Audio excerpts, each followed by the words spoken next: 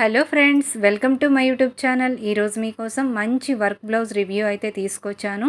ఇది నేను మీషో నుంచి తెప్పించానండి. నేను బ్లౌజ్ పీస్ అనేది తెప్పించడం ఇదే మొదటిసారి. అది మీతో షేర్ చేసుకుందామని నేను మీ ముందే ఓపెన్ చేస్తున్నానండి. వర్క్ ఈ రీసెంట్గా అవన్నీ బాగా ట్రెండింగ్లో ఉన్నాయి కదండి, వర్క్ చేసిన బ్లౌజులు అన్నీను. మనకు ఈ ప్రైస్ కంటే చాలా బెస్ట్ అండి. నేను ఆఫర్లో ఉన్నప్పుడు ఈ ప్రైస్కి తీసుకున్నాను.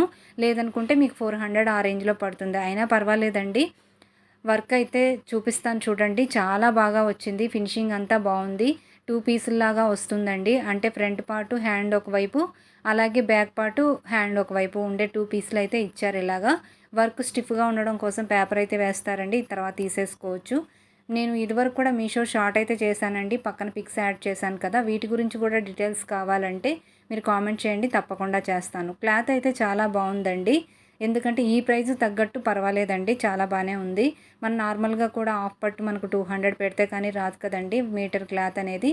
ఇది వర్క్తో కలిపి వస్తుంది. చూసారు కదండి, వర్క్ కూడా చాలా బాగుంది. ఫినిషింగ్ పైన చిప్స్ అయితే అంటించారండి. ఇవి ఊడిపోతానని టెన్షన్ ఏమీ లేదు. దీనికోసం మంచి టిప్ అయితే చెప్తాను.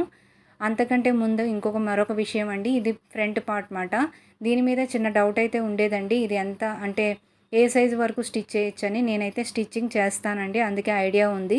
34 నుంచి 36 సైజు వాళ్ళకైతే చక్కగా ఇది కొంచెం ఖర్చులతో చక్కగా స్టిచ్ చేసుకోవచ్చండి. లేదంటే మాత్రం అంతకంటే పెద్ద సైజు అయితే ఫ్రంట్ పార్ట్కి ప్యాచెస్ అయితే పడతాయి అన్నమాట.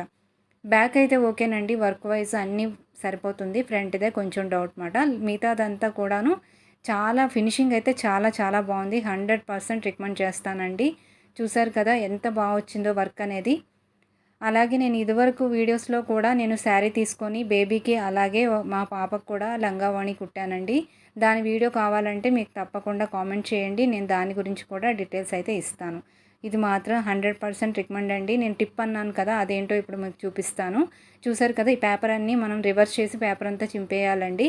అంటే మొత్తం తీసేసిన తర్వాత దీనిని న్యూస్ పేపర్ వేసుకొని చక్కగా ఐరన్ చేసేసుకున్నామంటే చక్కగా దీని మీద ఉన్న చిప్స్ అన్నీ కూడాను చాలా స్టిక్ అయిపోయి ఉంటాయండి. మనమైనా చేసుకోవచ్చు, లేదంటే మనం స్టిచ్చింగ్కి ఇచ్చినప్పుడు టైలర్కి చెప్పినా వాళ్ళైనా చేసేస్తారు. అలా చేయడం వల్ల ఏంటంటే మనకు ఎన్ని వాష్లు అయినా కూడా చిప్స్ అనేవి త్వరగా ఊడిపోవన్నమాట. వాళ్ళు స్టిచ్ చేసి ఇచ్చేస్తారు, కానీ ఇంత ప్రాపర్గా ఐరన్ అలాంటివన్నీ చేయరు కదండి. మనం ఇలాంటివన్నీ కూడాను మనం చేసుకుంటే బెటర్. ఈ రివ్యూ మీకు నచ్చిందనే అనుకుంటున్నాను ఫ్రెండ్స్. నచ్చినట్టయితే లైక్ చేయండి, షేర్ చేయండి. Thank you.